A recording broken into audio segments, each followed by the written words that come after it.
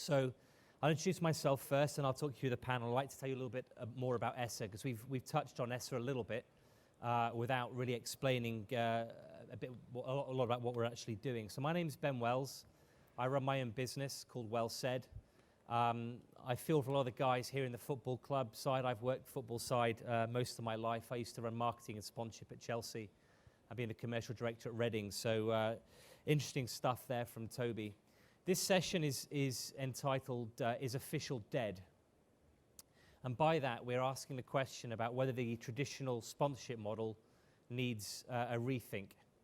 In November the 18th, at the Royal College of Medicine, we are running the 3rd annual ESSA Sponsorship Summit. If you are not already aware of it, then I suggest you have a look at sponsorship.org, which is the ESSA website. We'd love to have you there. We're exploring a whole bunch of different themes, looking at how traditional business models have been disrupted by changing consumer behavior, by changing technology, and asking in a full-day session how we think that's going to affect the traditional sponsorship model. So that's me. I'm also a board director at the European Sponsorship Association. I'm delighted here in this session where we're going to be a little bit of a teaser for the Sponsorship Summit itself. Be joined by Joel Seymour Hyde, who is the Vice President of Strategy for Octagon EMEI, India. Yes, very good. Yeah. Jackie Fast, who's the Managing Director and also Board Director of ESSA of Slingshot Sponsorship, and Chris Maples from Copa90, which is a branded content platform. So when we talk about the traditional sponsorship model, we're talking about a lot about what's been discussed, certainly in Toby's session, and it was actually quite good to hear a lot of the guys from the brand side talking about data and engagement and what have you. When we talk about the traditional sponsorship model, what do we think of, Joel? I think, well, hello everyone. I think it's probably a lot of what the guys in the previous session talked about. So the classic sort of inventory of tickets, hospitality, signage, a bit of a website branding, and so on and so forth. So I think the guys mentioned they're kind of used to that traditional package that they would receive and be proposed around, and that's, I think, what people understand by traditional model. Yeah. Okay.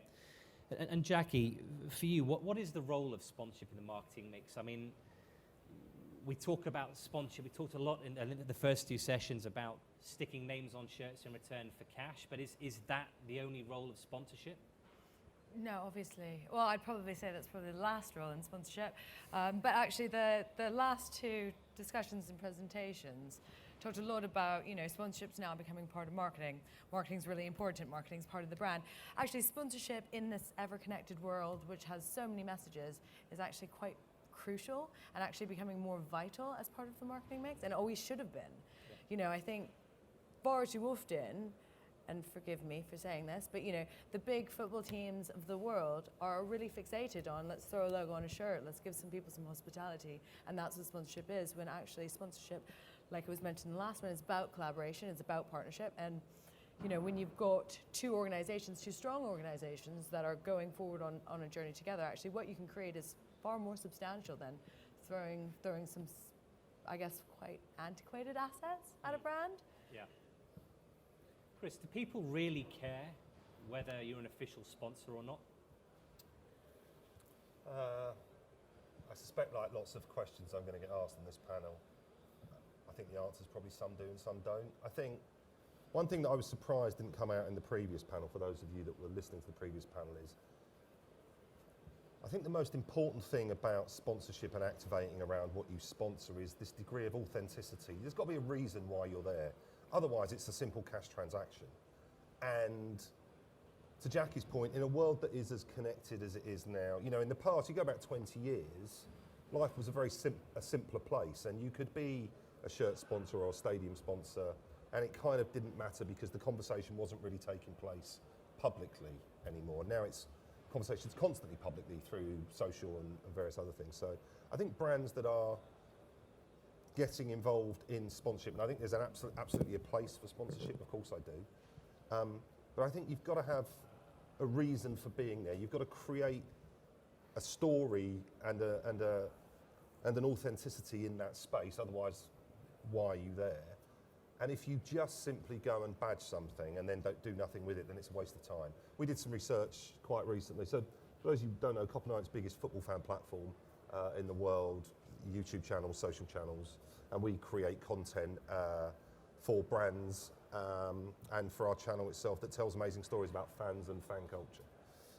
We did some research, really, some very top-line research. Don't read too much into it because I don't have the actual data at my hands, but we asked about 2,000 of our fans which brands mean something to you in football. Now, look at all the brands that are here and all the brands that sponsor football around the world, and 2 brands stood out by a million miles: Adidas and Nike. Now, clearly they are sports brands, right? And they are in that, but they have created a reason to be there as well. They do a ton of stuff in that space that's really interesting. But lots of other brands who spend fortunes in that space just don't activate properly, and I think it gets lost. I'll come on and talk about some stuff we've done with Hyundai, I'm sure, a bit later. So in the first 2 sessions, we've had the rights holders, the clubs primarily, getting a bit of a kicking, and I think probably from experience we'd say that's probably about right. But if the brands aren't getting it right, what's the incentive to change? In what way do you mean incentive change for who? Well, if there, as Chris is saying, there are still enough brands out there who are buying bad sponsorship, Right. why should the rights holders change?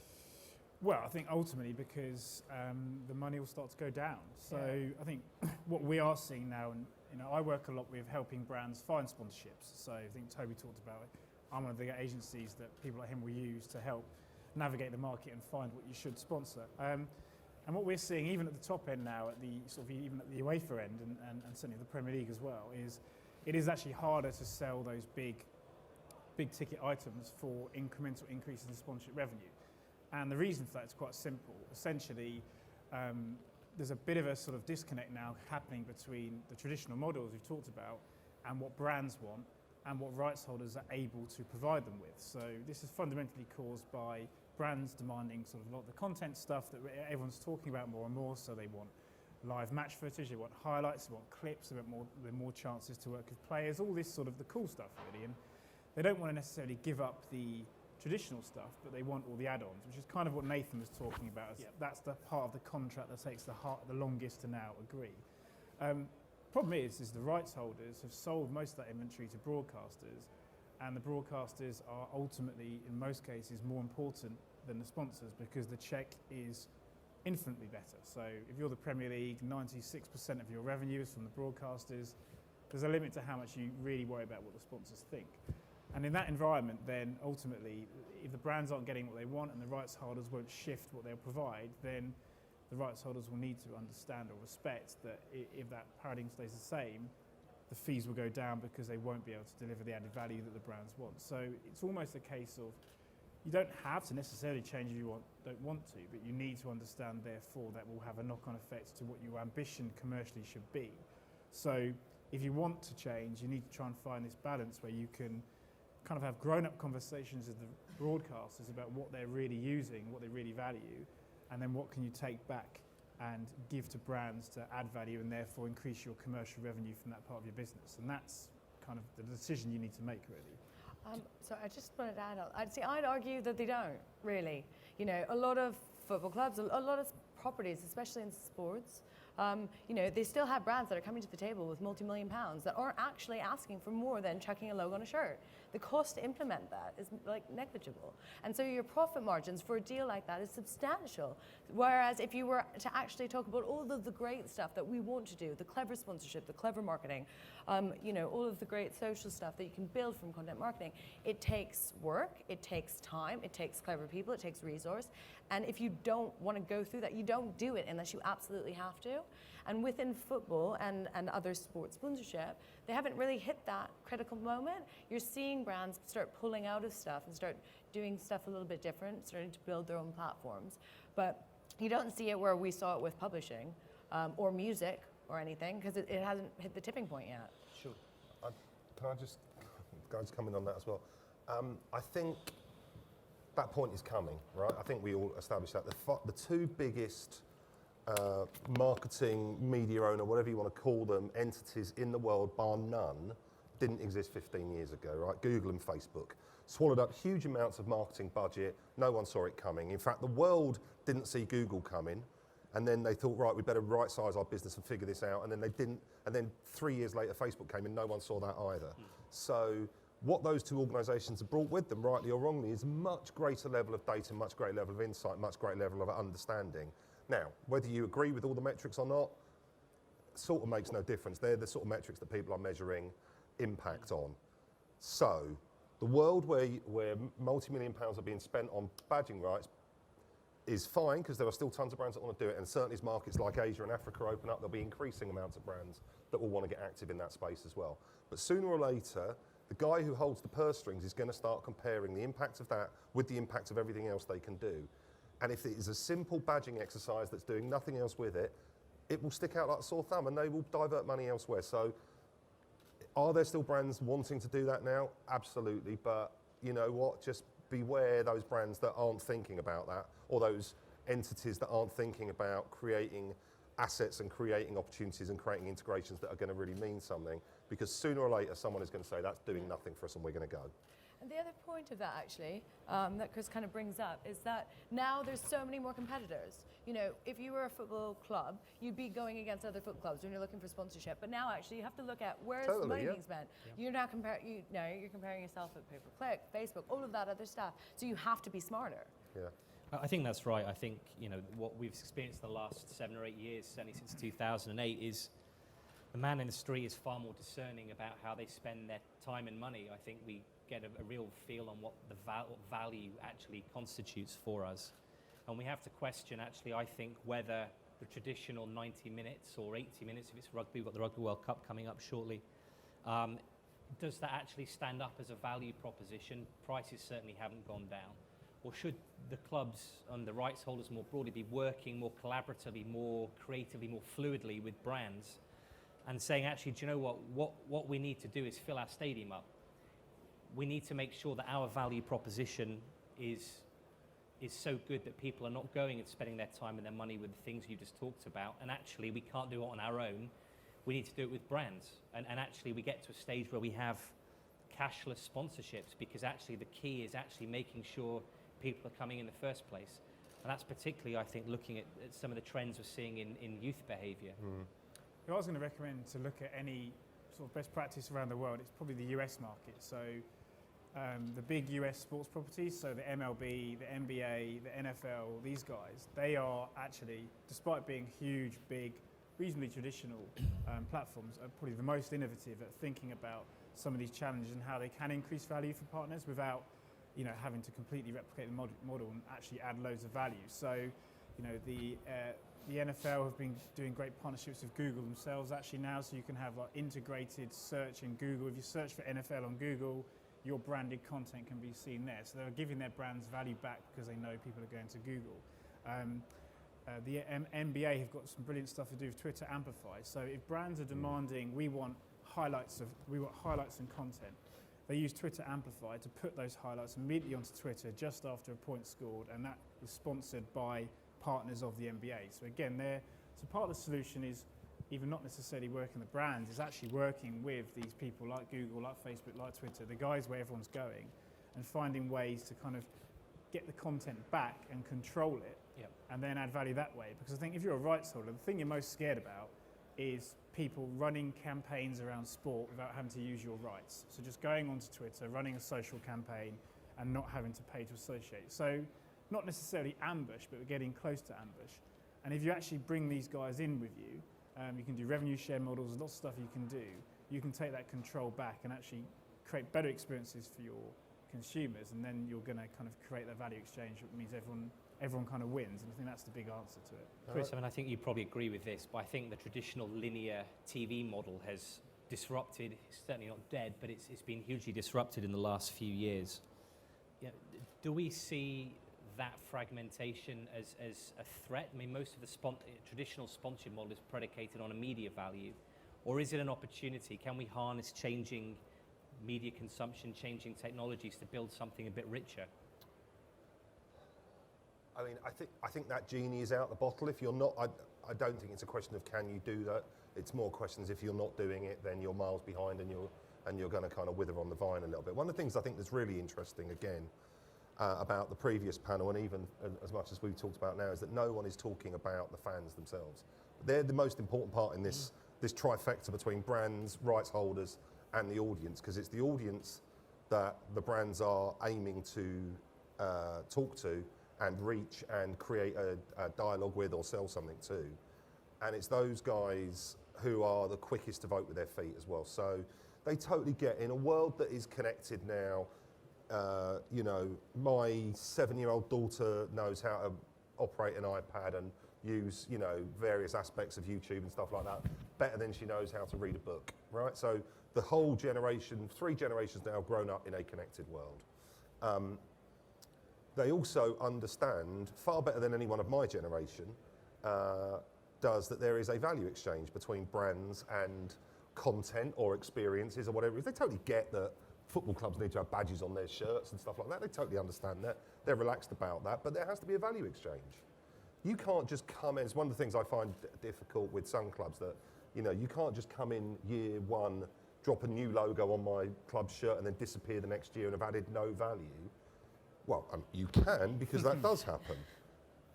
But you haven't created any kind of meaningful relationship. I've got no greater reason to use your service or whatever. So I think people need to think about the association and relationship they're trying to build with fans. One of the things that we do, and we are a tiny part of this ecosystem, right? We help create content that helps brands amplify whatever it is they're doing. So the work we did with Hyundai, Hyundai, a major tournament sponsor, Euros, World Cup. Last year they approached us and said, it's the World Cup. We never activate around our World Cup sponsorship. We would like to do something. And so we created a series of films for them where we went over to Brazil. We did a city tour with Hyundai. We did some interviews in the back of cabs. Nothing particularly dramatic. But we also, in part of those films, we took fans on the journey into the favelas in Brazil to show them the soccer academies that were being launched in the favelas. We interviewed people in those soccer academies, realised how important soccer was in Brazil during the time of the World Cup. Hyundai brought the fans there, and we gave some people in the favelas tickets to the World Cup final. Complete life-changing experience. And we saw from that, through the comments that we got through the videos, it's dead easy in digital to know whether you're doing it right or wrong. People tell you.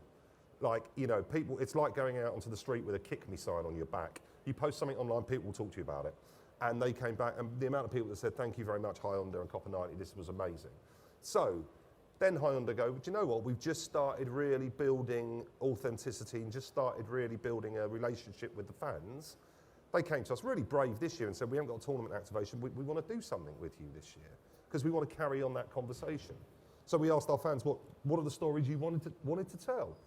We're 5 parts into a 6-part series. We've told stories about FC United of Manchester, which was a breakaway club in Manchester. Hackney Wick FC. Hackney's the only North East London borough that doesn't have a professional football team.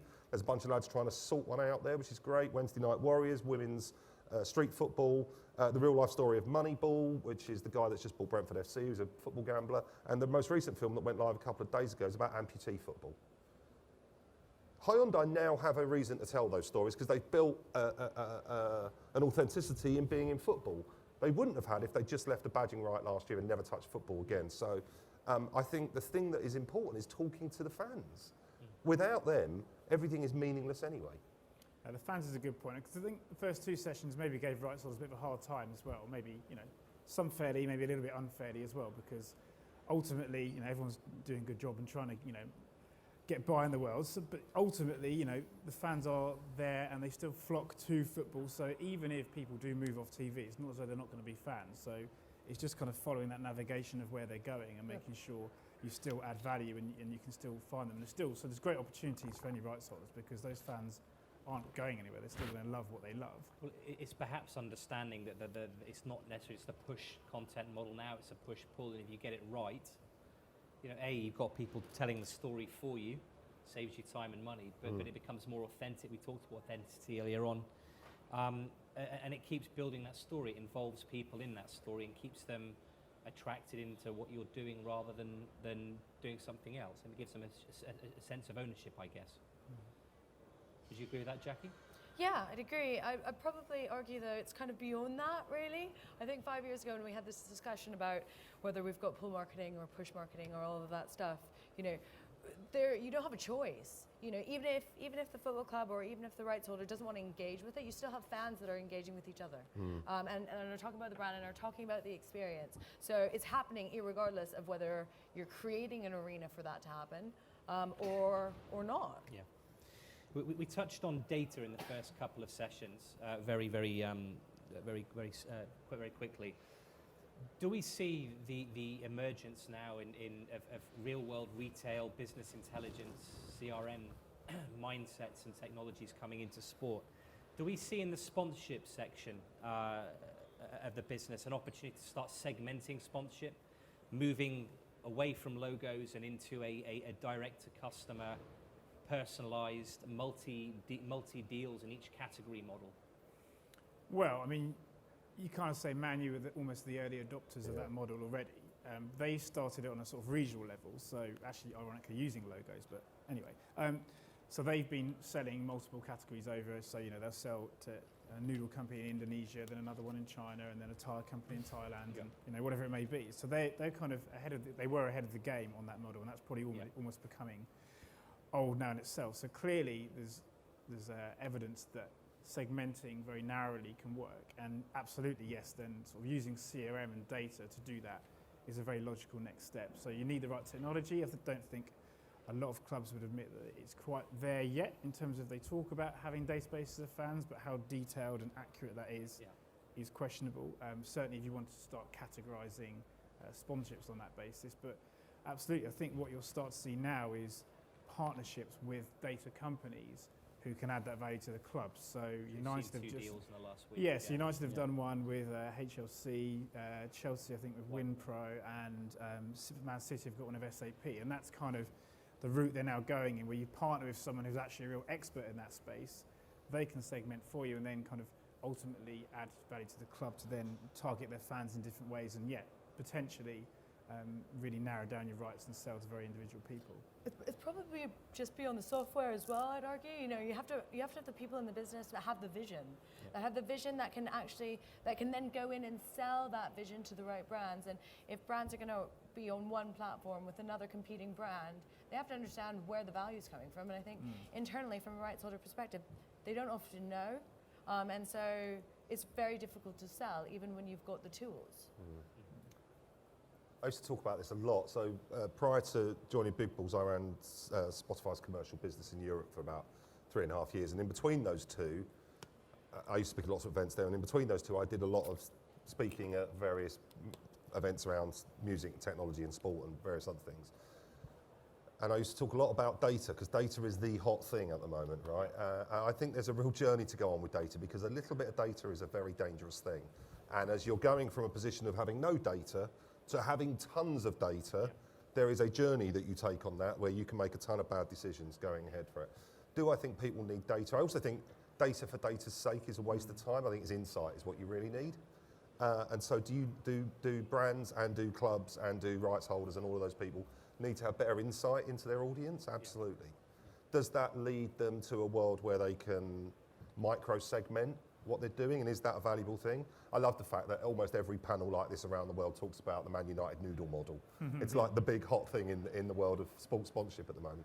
But it goes back to the same thing. If it means that you end up with 100 sponsorships that are that big, or 2 sponsorships that are that big, as long as you do them right, and there's a reason for doing them, and there's a value exchange and people understand it, great. If you go down the route of micro sponsorships and you do all of them badly, well then that's a waste of time. Moving just back to the closer to the title of it, is official dead? Do you feel that sometimes as brands, being an official sponsor is often a crutch? Legislation such as things like the Olympic Act, for example, are used as a defensive mechanism, and it actually hinders creative activity. Going back to your point, Joel, about it's about the fans, it should be about adding value to their experience and enhancing that experience. Do we find that sometimes just being official is enough in the eyes of the brand, and actually they're leaving a whole bunch on the table, and it's actually sometimes turning the target audience off what they should be doing? I think if we put aside how relevant and right official is for one point, and to answer the kind of question, sometimes official can be challenging because it can stop you being as nimble as your competitors. So one of the big examples of that is obviously there's a massive trend around real-time marketing right now. So, for example, last night Wayne Rooney scored his 50th goal for England. Big moment. A lot of brands want to capitalise on that. I happen to work with a couple of brands who sponsor the England team, and clearly wanting to celebrate that achievement in real time on social is a big deal for them. Actually doing that as an official sponsor is kind of harder than it necessarily is if you're just a random brand who wants to talk about it, because if you're official, you've got to go to the rights holder, check what you want to tweet is going to be approved, get it out there, and get it out in real time. So one of the ways is obviously you pre-approve the tweets you want to send, and we do some things where we pre-approve the LED signage that is going to go around the stadium so it can link back to social. But if you wanted to do something even more reactive, it can be quite tough. So sometimes it may not even be that the brand is reluctant to do more than use their official rights, but it can be occasionally frustrating that it's actually hard to be as versatile as your competitors can be. But if you do it right, then you do have the inventory to make the message go a hell of a lot further. So if you can get it right, you have a reason for talking about it because you're involved. You have assets and inventory that bring it to life much more, so you can use imagery of Wayne Rooney or the England team, whatever it may be, and you have a load more distribution channels at your disposal as well. So the FA can use their channels to support you. So if you can do it, it can be incredibly effective, but you need to make sure you're kind of working with people who understand that reality and understand that to be more than just a badging exercise, the right sort of really needs to give you the tools to make it work properly. Jackie, your thoughts? Yeah, I'd agree, but I think it's around the flexibility of a rights holder and the negotiation with the deal. And I think again, going back to it, some of the big sporting properties are quite restricted. The Olympics are fairly restricted. Whereas if you're a brand and you want to work with those types of things, if you want to get the most out of your sponsorship, there's a lot of other properties out there that will allow you the flexibility to do that.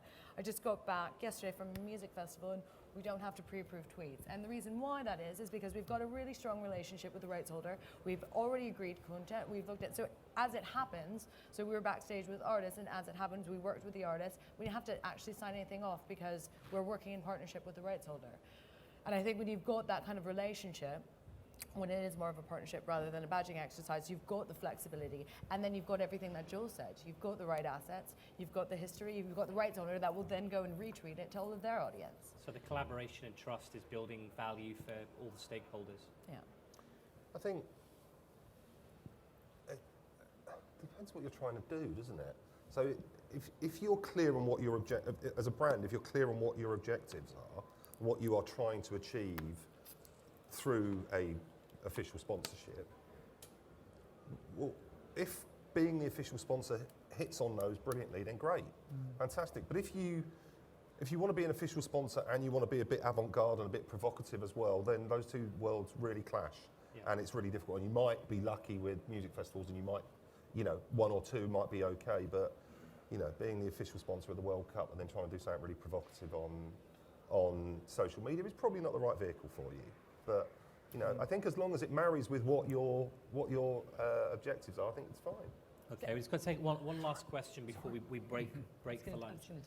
We've seen a lot of disruption. We've talked about disruption again. We talked about music earlier on, video gaming's being very similar.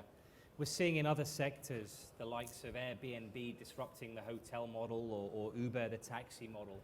What do you think the sponsorship industry should be looking to take from those kinds of trends and lessons that we can learn and things that we can apply to make it an even more effective marketing medium? I've quite big opinion on this one. I think it's probably not actually necessarily a responsibility of the sponsorship industry per se. I think there's a much bigger potential challenge coming around the broadcast environment, which obviously sponsors are part of.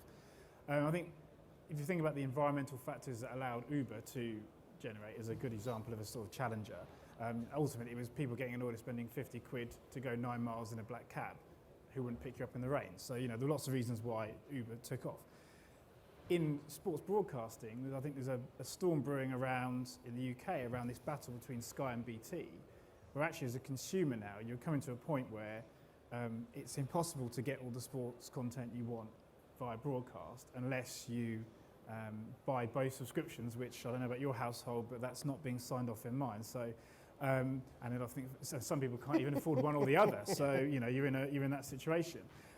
So in that world, I think consumers are going to get more and more frustrated by having to where they go for live broadcast, And ultimately, that kind of frustration is what breeds the actual sort of from the bottom up rebellion against that to find other ways of finding live content. And it's been done before, and there's various sites. But I think that's probably a real tension point. So therefore, if you're a sponsor, there's lots of interesting areas around that in terms of how you're getting your brand out there if people aren't going to the traditional places to do it because they're so frustrated by this sort of segmentation of live and access to sport. So it's a big question, I think. So we could see some disruption there first. We see it now TV and Yeah, I mean, I'm for my sins a Reading fan, and the other day I had to go on Twitter to watch a video on Vine of someone recording their TV to see a goal, and that can't be a sustainable long-term model. if that's how So, people are watching it. Yeah. Yeah. Jackie, what do you think? You do a lot of work in music. Well, I think from an industry perspective, sponsorship is, pretty traditional, and it's been going for 20 years pretty much the same way. And to Chris's point, if you want to do real-time marketing, if you want to do something avant-garde, you can't touch rugby, you can't touch Olympics. And actually, for me, I think, why not? Why shouldn't you be able to? Why can't you work in Olympics and also do forward-thinking marketing? And the fact that so many of the traditional platforms out there keep everything in the way that it's been going for 20 years is actually what's stalling it, stalling the potential of the growth of what brands can do, of what rights holders can do. And so for me, I think if that shifted a bit or was hugely disruptive, that would be a positive thing. But it doesn't need to if brands continue to play in their playground, basically. I think Airbnb, Uber, Google, Facebook, Spotify, any of these disruptive businesses that have gone in and really fundamentally shifted a market one way or another, iTunes before Spotify, all came at it, and all as businesses all continue to come at it from the perspective of the customer, the consumer. Yeah. They either fulfilled a demand that was in the market already, or they created a demand that no one knew you could do through technology. So do I think the world of official or rights sponsorship in the world of sport is always thinking about the end user and the end result and the reason for being it? Probably not. I suspect some people do, and I suspect some people don't. I think some brands are better at it than others, like in every walk of life. But I'm not sure a big technology company is going to come in and disrupt sport sponsorships. I'm not sure what that vehicle was. I certainly haven't thought of it myself, and if I could, I probably would.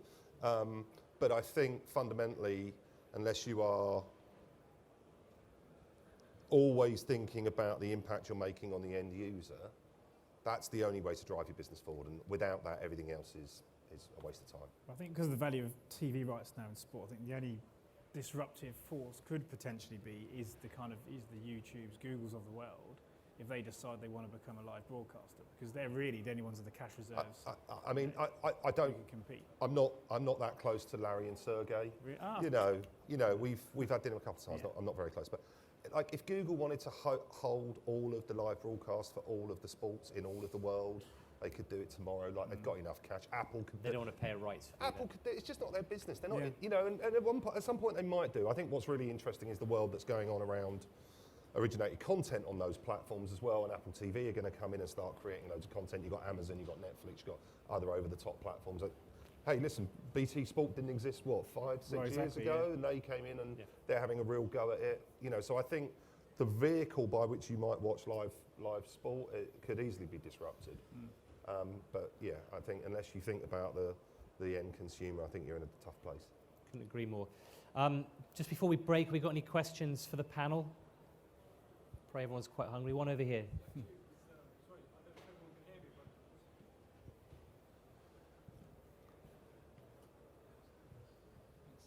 Very interesting chat, and actually touched upon a question I wanted to ask at the end of the last forum about connectivity, which the lady mentioned about official rights and partnering up with a brand involves bureaucracy, red tape, and speed, which the quicker you can connect at the grassroots is the way forward. And like the gentleman said, the Googles of this world, the Facebooks, the Twitters, might be redundant to a certain degree in 5 years' time with some of the new platforms coming on board. But they are a very good vehicle for brands and venues to connect directly with the end user, the fan. And sometimes official rights is about controlling the message, because that's about the sponsorship. And you might have already lost it. You might already be too late by the time marketing departments and sponsorship departments decide what they need to do. The message is already out there. People have made their mind up. They know what they're doing. So to a certain extent, official sponsorship partnerships could be dead in the traditional sense.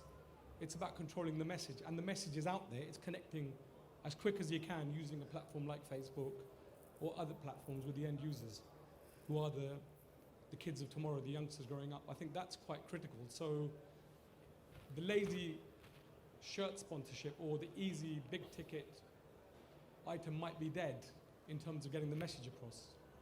Connecting is the critical thing. I think to that point, I wouldn't want anyone to leave this panel thinking anything that is traditional, shirt sponsor, stadium sponsor, is a terrible thing. You've got to do really smart, clever little things online. My philosophy is, and I think you're right, the world is so connected now, you just can't operate in a vacuum. My philosophy is still the same as it has been for 25 years in and around this business, which is, if you're going to do something, do it right and do it well. And if that means using other devices, other platforms to amplify what you're doing, speak about what you're doing, create a reason to do it, great. I don't think the world of traditional sponsorship is going to die and everyone's going to be doing really cool stuff online. I think there's a world for both of them, but you just got to do it properly and do it well. Thank you. Any more quick question at the back? Thank you. Thank you.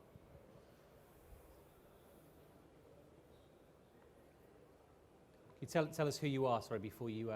My name is João. I'm here with CIS, the FIFA Marshall people. I'm a consultant in Switzerland.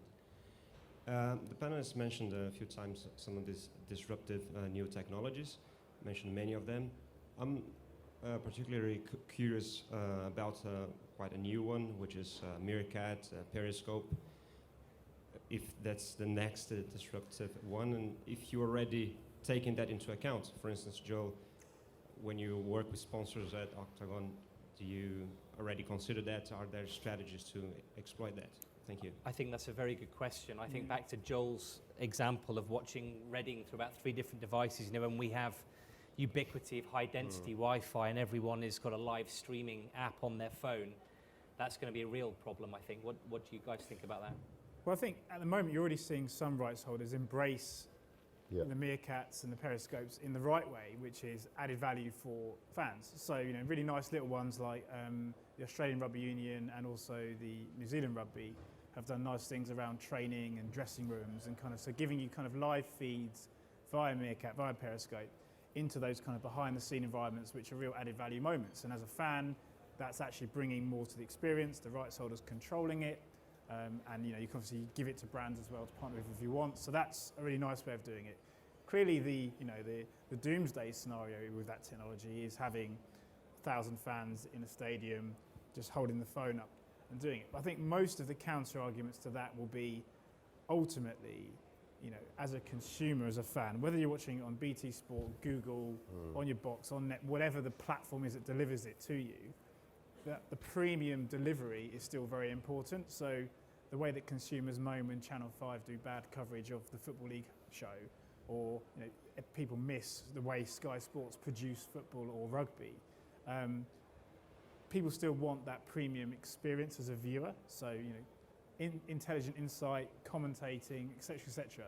If you have the choice between that and, you know, some guy with some person swearing next to them filming on a mobile, even if it is in, you know, 4K on a 4K phone, it's still not actually the content you want. So I think those things are more about enhancing the overall access fans have to the sporting environment, rather than being a replacement for actually really good production of sporting theatre. And I think, done well, brands and rights holders will embrace that and use it as part of their overall offering. I'm with you. I don't think 7 million people are going to sit in front of a computer at any point in time watching a live stream Periscope of an international or an Arsenal match. I think that's a very odd world, and one that I hope I'm not part of. But and I think also, if brands and federations and clubs and rights holders try and, you know, ban all of that sort of activity, then they're going to lose out as well, because we've seen, you know, water finds a way of rolling downhill whatever you put in front of it. So so that's in existence. I think those brands and rights holders that embrace it, you know, if I was a brand, I would create a place where you would upload all of your Periscope Meerkat stuff so that you're sort of working in conjunction with the brand or the club or the confederation. Yeah. I think that's smart as well. These technologies, you know, again, I used the phrase before, you know, the genie's out of the bag now. No one's putting that. Genie's out of the bag? That's not the right. The cat's Genie- out of the bag. Cat's out of the bag, and the you caught the genie's out the genie who just got out of the bottle. bottle. You know, no one's going to put that genie back in the bottle now, so you've got to embrace it because it's there. Yeah. And again, the MLB are doing that in the US. Okay, There you go Yeah, ahead. so they're partnering with Snapchat, so it's a non-commercial deal. So Yeah. they're not making any money from Snapchat. Snapchat aren't really making any money back, but essentially they know that the MLB, so this is baseball, fundamental issue with youth audiences. So it's a slightly more traditional game, older audience. Snapchat is clearly the most youth-friendly at the moment, and it will be replaced by tomorrow, I'm sure, with another platform. But at the moment, it's the one the kids are using more than any other. And so they're essentially just allowing Snapchat to run MLB content via the platform. So it can be stuff, you know, it can be people filming stuff at the match, you know. And rather than saying, oh my God, that's live content and broadcast, you know, how dare you, let's ban you and that's piracy, they're kind of saying, you know what, it's a 10-second clip on a 16-year-old's phone that he shares with 15 people and he uses our IP. And it's Fine. And it's marketing. And it's just pushing our brand actually to a new audience. It's not cannibalizing Fox's broadcast. And so Exactly. that's, I think, you know, the key. Rather than trying to cut the head off the hydra. Exactly, yeah. Absolutely. Sorry, Jack. Thank you for that question. Do we have anything else from the floor? I'm fairly sure you're all looking forward to a pie and something else for lunch. Okay, well, thank you very much for your time. I'd just like to say thank you again to Chris, to Jackie, and to Joel.